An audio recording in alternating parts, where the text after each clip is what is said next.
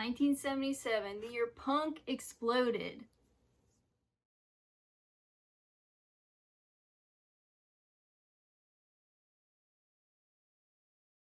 Hey guys and gals, it's Hannah the Omaha Introvert, and today I am so elated because I am sharing albums from my collection that were released in 1977. It was quite an explosive year. All hail 1977. So as per my other videos in this particular series, I am showing albums from my personal collection. I'm not showing all the albums that were released this year. No one has them all, right? I'm just showing my particular preference, my favorites. Of course, I'm mainly focusing on rock and its subgenres. There may just be some reggae and electronic music as well, but mainly it'll be rock and punk. I will show album covers at the end that are more mainstream and that many of you will be familiar with. I just don't have them in my personal collection, or I'm planning on getting them in my personal collection later on. But as a side note, I'm not a fan of Kiss. I'm not a fan of Pink Floyd, so I will not be talking about those particular albums released in 1977 in depth. Sorry to disappoint. Let's not make this difficult. Let's do this. So the first one I thought would be appropriate to show for this video is an album titled 77. Bravo on the title, Talking Heads, bravo. But this is their debut album. Side note, did you know that the Talking Heads were first called the Artistics? I mean, that's indeed fitting because they are an arty band. This particular LP is not a favorite of mine in their catalog, but obviously it's worth mentioning. It's still pretty awesome. Psycho Killer was a hit they had. I think it made the charts for a couple weeks, but this album as a whole it wasn't a hit for them. Consider this album a blueprint for better things to come from the Talking Heads. Let's talk about punk for a little bit because I will be featuring a lot of punk albums in this particular video. So in 1977, we have the birth of punk as its own genre. And I have a couple of albums featured behind me, which I think had a big role in developing punk. So we have The Who's, My Generation, obviously, and 13 Floor Elevators. I think a lot of garage rock bands from the 60s helped influence punk for sure. The Stooges and MC5, Velvet Underground, T-Rex, New York Dolls, definitely were major influences on punk. And punk was just bigger in the UK than the United States. It just was. Speaking of the UK, I want to feature The Damned with their debut album. I know I don't have this on vinyl yet, which is kind of weird. It's actually not one of my favorites in their discography, but this is a pretty groundbreaking, monumental punk album. Did you know this album was produced by Nick Lowe? Yes, that power pop virtuoso Nick Lowe. That kind of blew my mind when I first learned about this. And look at the cover. I mean, that is very punk. Like, what you see is what you get. This album is very messy, very loud. This was released in 1977 before the Sex Pistols debut. So this is a very notable album. And did you know that the single New Rose, that's like the first British punk single ever? I think it was released in 76. On the B-side of that single, they covered Help from the Beatles, obviously a very sped up punk version. I also love the song See Her Tonight and Neat Neat Neat. That's one of the classic Damned punk songs. So this is a great debut album. Again, not one of my favorites from the Damned as a whole. And actually, Captain Sensible plays bass on this album. Brian James is the guitarist and wrote most of the songs here. So yeah, this is blistering, rowdy, great debut.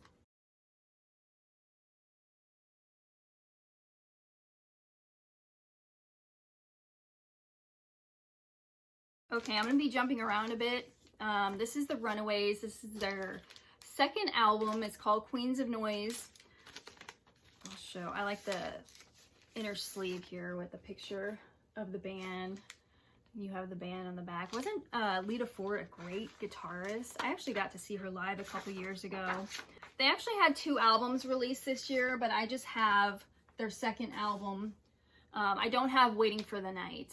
Waiting for the Night was the one where Sherry Curry is not featured. So some people like this second album more than their debut. I like them both. If hard rock and glam is your thing, I mean, the Runaways have all of that and more to offer.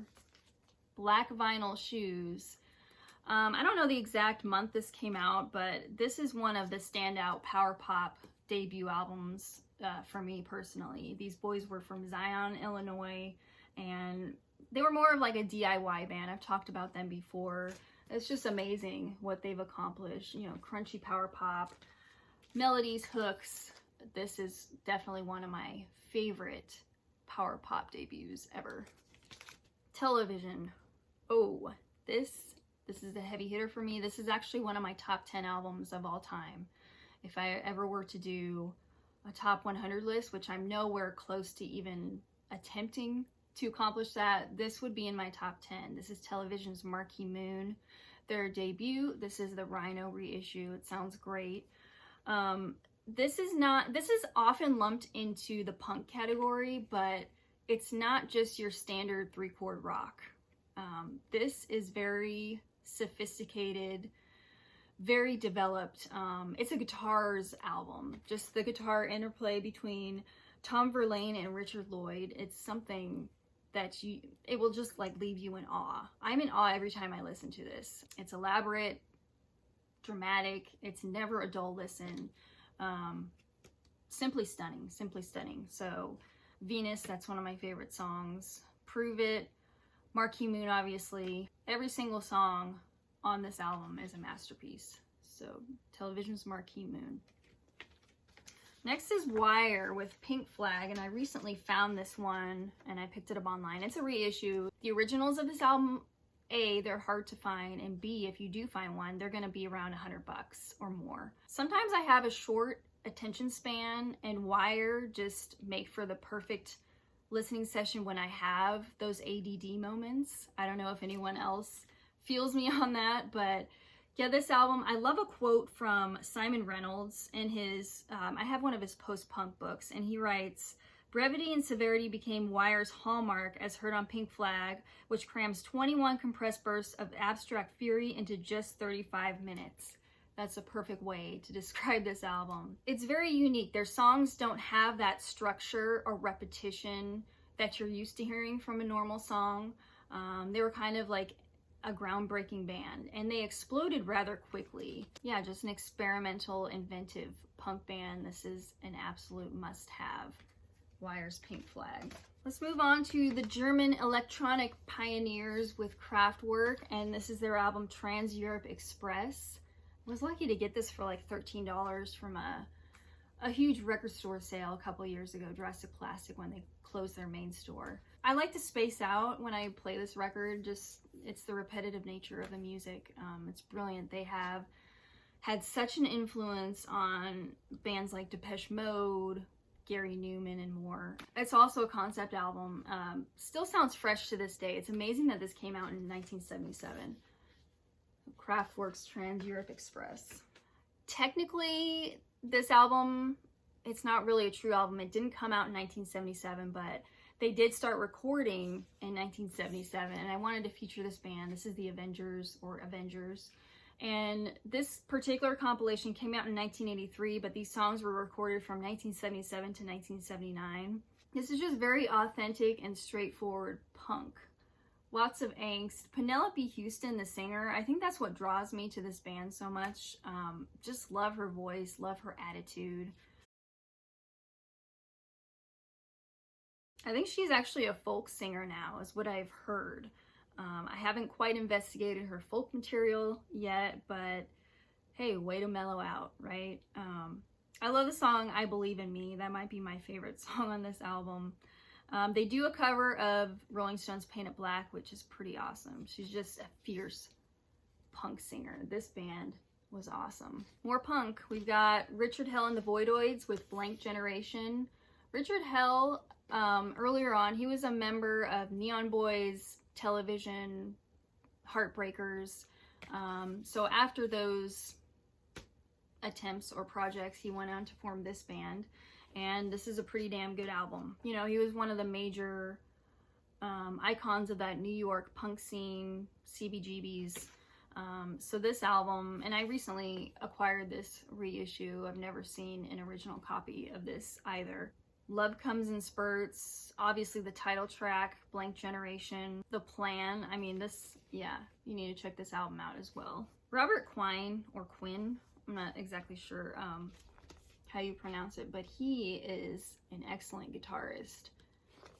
Love this album. We have Bob Marley and the Wailers, Exodus. This is actually my favorite album from Bob Marley. He really shines as a vocalist on this album, in my opinion. Lots of familiar songs you have on this album. You've got Jamin, Waiting in Vain, Three Little Birds, One Love.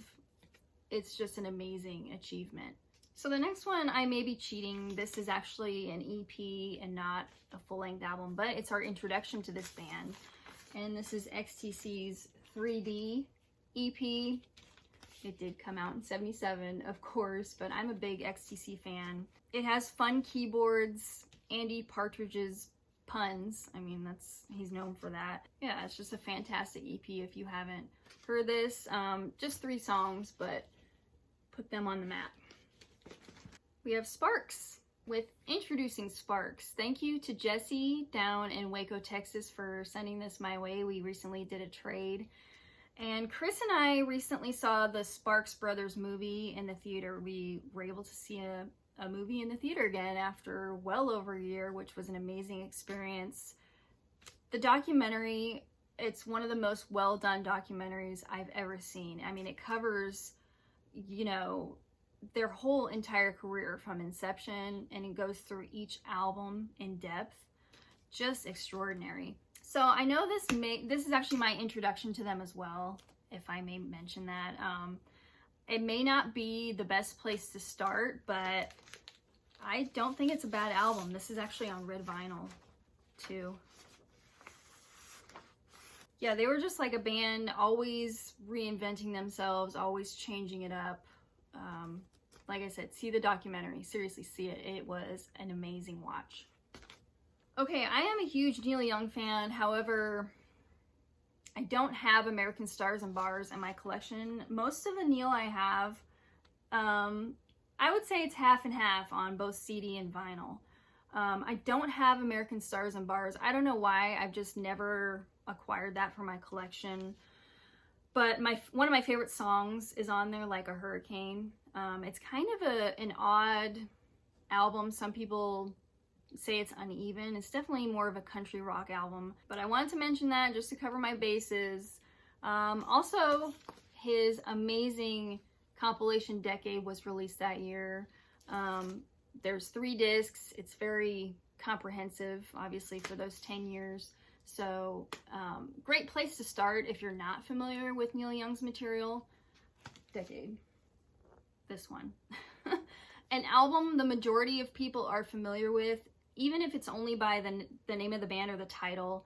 I mean, this is just a historically important album. You can't have punk without the Sex Pistols. You know, there's abrasive lyrics with John Lydon's trademark snotty, quirky vocal style. I personally love his vocals. I always have.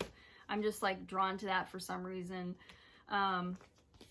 So yeah, just absolute classics on this album. You gotta have this one if you're a punk fan, absolutely. And I still love to revisit this one quite often. Never mind the Bullocks, here's the Sex Pistols. Switch gears a bit. I love this Fleetwood Mac album, which everyone knows. Rumors, this is probably my introduction to this band. And I've always just loved this particular lineup. I love Stevie Nicks, love Lindsey Buckingham. Just a timeless, flawless album. Brilliant execution, songwriting, just the whole package. Any of these songs is basically a hit and they can stand on their own. And yeah, as everyone knows, this album is about breakups, the turmoil in relationships, but that makes for great art. And this is a masterpiece album. Next we have Cheap Trick, and they released 2 albums in 1977. They were quite busy early on. And this is their debut, and I still have the note from Emma over at 8 Vinyl Low. She's like the biggest Cheap Trick fan in this community. She sent me this as VCLT, and I am extremely grateful to have this one. This album is just hard rock and power pop combined. It's just a ferocious record. So much energy and fire. One thing I enjoy about Cheap Trick is they use a lot of humor in their music, and they play that card well, but there's often a deeper meaning in a lot of their songs if you look beneath the surface. So that's one thing I definitely enjoy about Cheap Trick. So we have that debut, and then Cheap Tricks in Color. Fabulous second album. It's an awesome gatefold. Yeah, this one was like more polished and radio friendly, I would say. I love the songs. Big Eyes, Southern Girls, Come On, Come On. Necessary for Your Collection. Ooh, another big punk album with the Saints. Their debut, I'm Stranded. I talked a lot about the Saints earlier this year because that was like my burgeoning discovery of the Saints. I was just getting into them and was just totally enthralled with their sound. This could be the best punk album you've never heard. This is an Australian punk band. Raw, raging guitars, severely underrated, deserves more recognition. This would probably be in my top 3 favorite punk albums of all time. You guys need to hear this. Seriously, don't sleep on this one anymore. I'm Stranded, the single from this, came out like in September 1976, before the Sex Pistols, before the Clash, and like a month before the Damned's New Rose single. Man, just ahead of their time. Killer stuff. Very influenced by like the Stooges, MC5. That guitar sound is amazing. The Saints. Heck yeah. Next we have Split Enz with their third album. This is Dysrhythmia.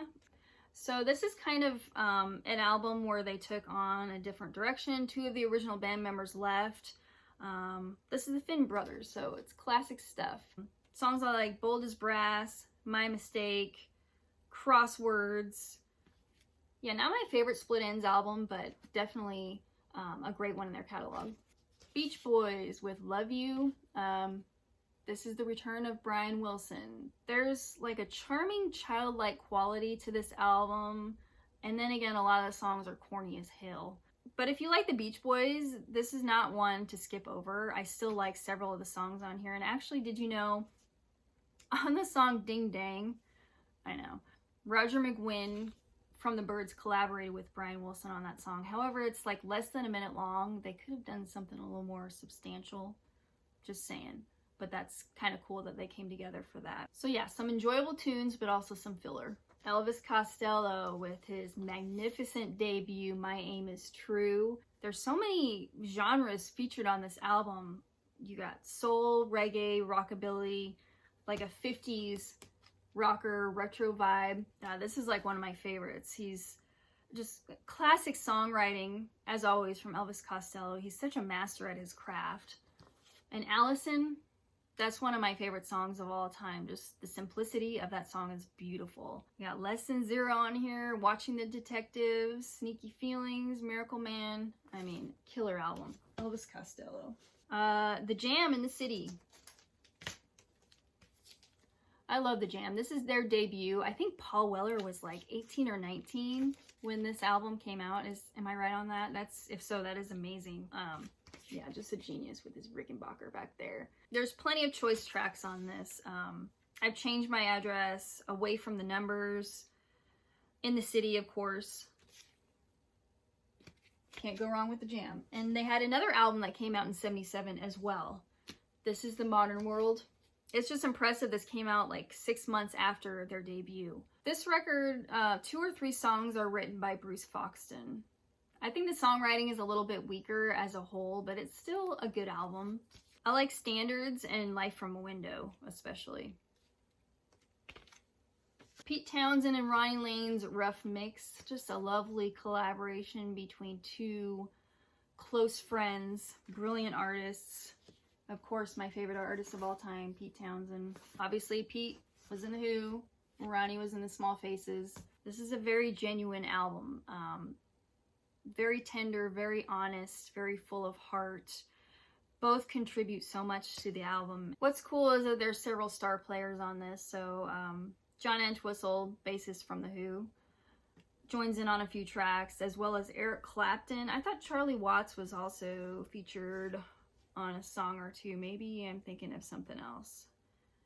I can't find that at the moment, but my favorite songs on this one: Nowhere to Run, Annie. Annie's probably my favorite Ronnie Lane contribution on here. It's beautiful. Keep Me Turning and Hard to Hang On To. If you haven't heard this, give it a sample. You might be pleasantly surprised. And I've talked about this album before.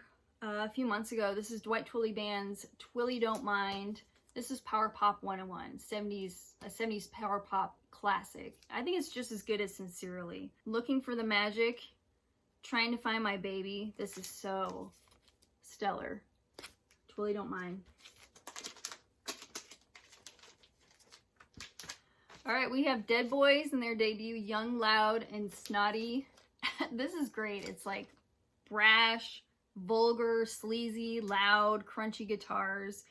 Vibrators. I recently just watched a documentary on Vibrators. I think it was on Amazon Prime. Really interesting character. I'm glad I saw that. And I actually recently picked up one of Vibrators' solo albums, which I'm going to show in a future finds video. Sonic Reducer, like if you're just going to pick one song from the Dead Boys, that's the one you need. That is one of the best punk songs of all time.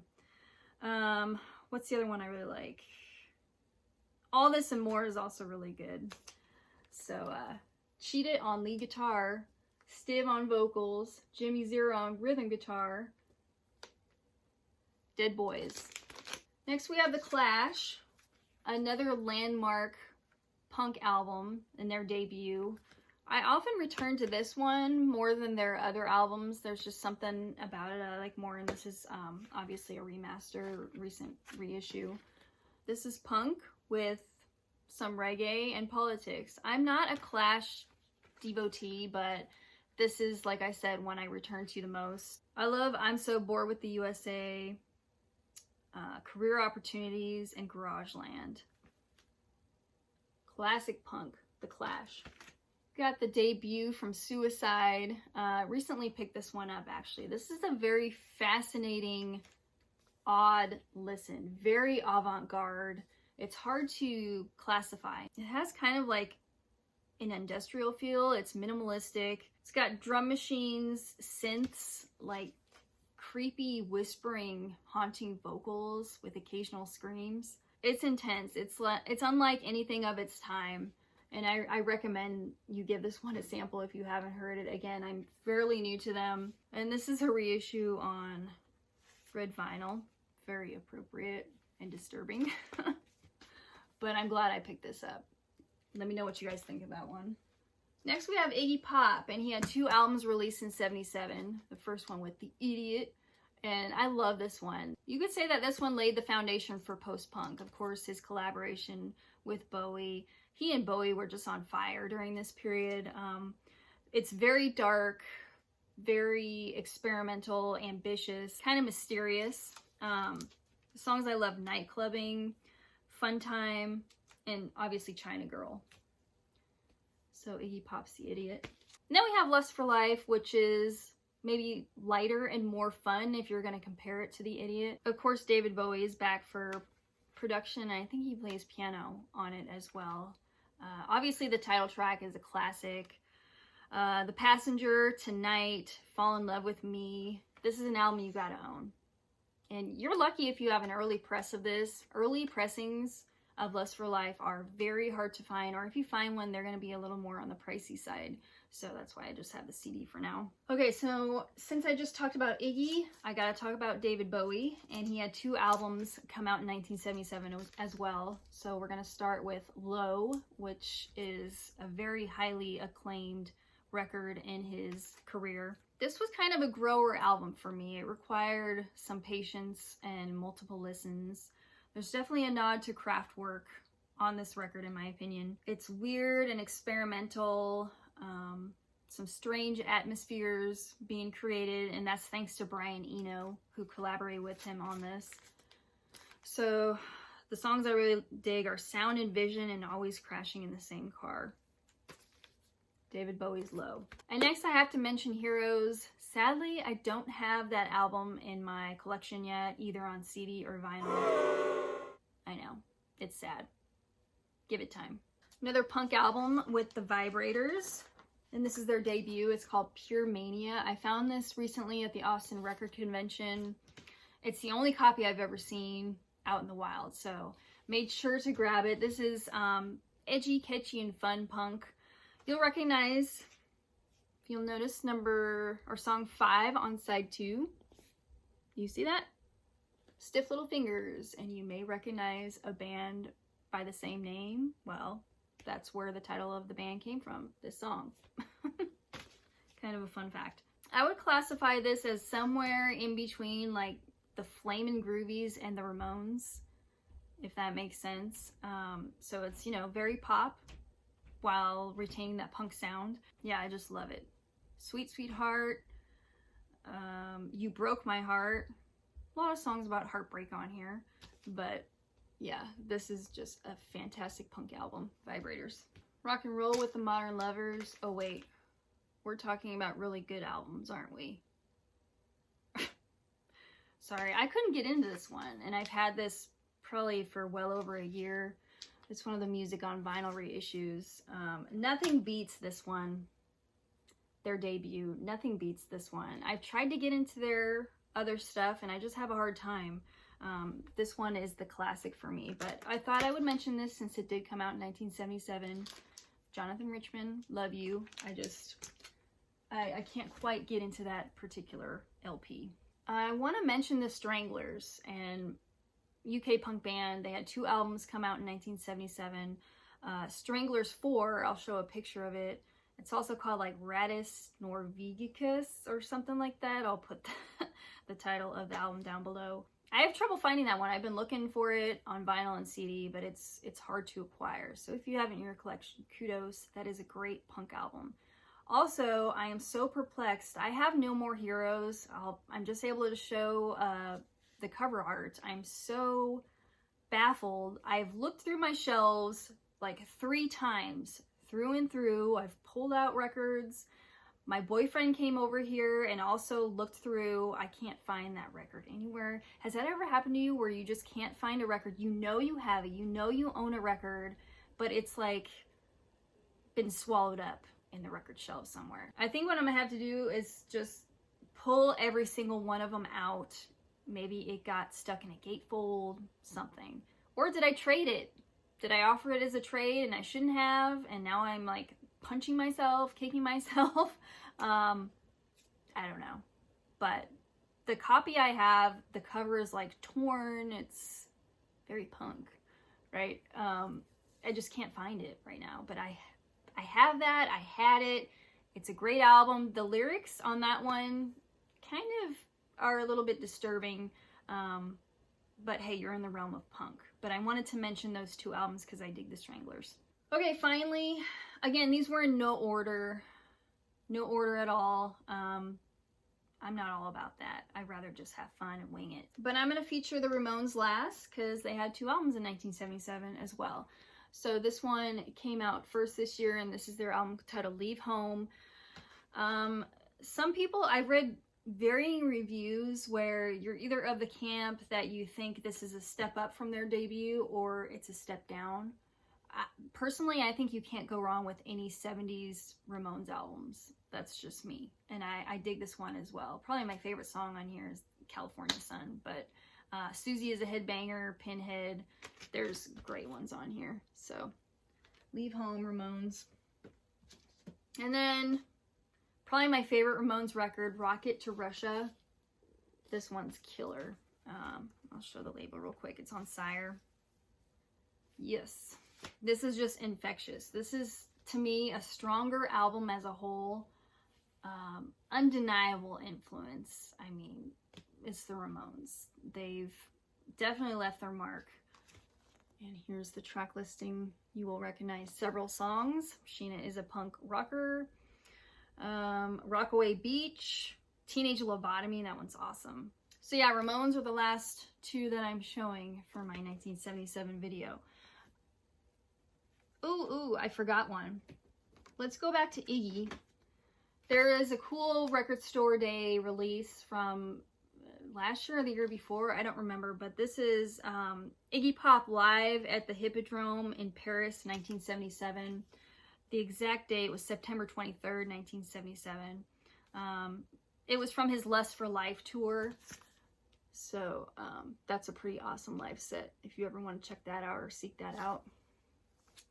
Sorry, I forgot to show that earlier. Now I'm going to do a little montage of sorts showing album covers and albums that I missed. So don't get your panties in a twist. I told you I don't have them all. Some of these I'm looking forward to acquiring in the future, and some, they just exist. So enjoy this little recap.